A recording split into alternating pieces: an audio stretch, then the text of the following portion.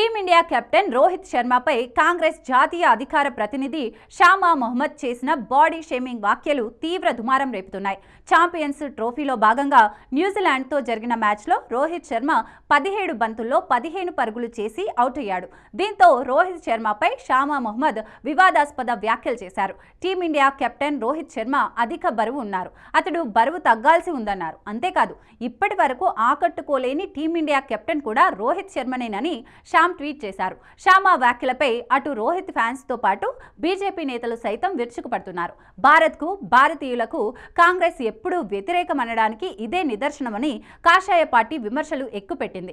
Rahul Gandhi cricket ఆడాలని కోరుకుంటున్నారా అంటూ BJP ఎద్దేవా చేసింది. షామా కమెంట్స్ పై పలువురు మాజీ క్రీడాకారులు, నెటిజన్లు కూడా అభ్యంతరం వ్యక్తం చేస్తున్నారు. భారత జాతీయ జట్టు కెప్టెన్ ను ఇలా అవమానించడం కరెక్ట్ కాదని కాంగ్రెస్ పార్టీకి చురకలంటిస్తున్నారు. రోహిత్ శర్మ భారత్కు ఐసీసీ కప్ అందించాడని గుర్తు చేస్తున్నారు. షామా ట్వీట్ పై బీసీసీఐ కూడా తీవ్రంగా స్పందించింది. రోహిత్ శర్మపై షామా వ్యాఖ్యలు దురదృష్టకరమని బీసీసీఐ కార్యదర్శి దేవ్జిత్ సైకియా అన్నారు. ఇలాంటి కామెంట్స్ క్రికెటర్ నైతికతను దెబ్బతీస్తాయన్నారు. వ్యక్తిగత ప్రచారం కోసం ఇలాంటివి చేయడం మానుకోవాలని చురకలంటించారు. షామా వ్యాఖ్యలపై సర్వత్రా విమర్శలు రావడంతో అలర్ట్ అయిన కాంగ్రెస్ హైకమాండ్ డ్యామేజ్ కంట్రోల్ కు దిగింది. రోహిత్ శర్మపై చేసిన బాడీ షేమింగ్ ట్వీట్ తక్షణమే డిలీట్ చేయాలని షామాను ఆదేశించింది. పార్టీ అధినాయకత్వం ఆదేశాల మేరకు రోహిత్ శర్మ గురించి చేసిన ట్వీట్ను షామా మొహమ్మద్ తొలగించారు. ట్వీట్ను తొలగించినప్పటికీ తన వ్యాఖ్యల్ని మాత్రం సమర్థించుకునే ప్రయత్నం చేశారు షామా.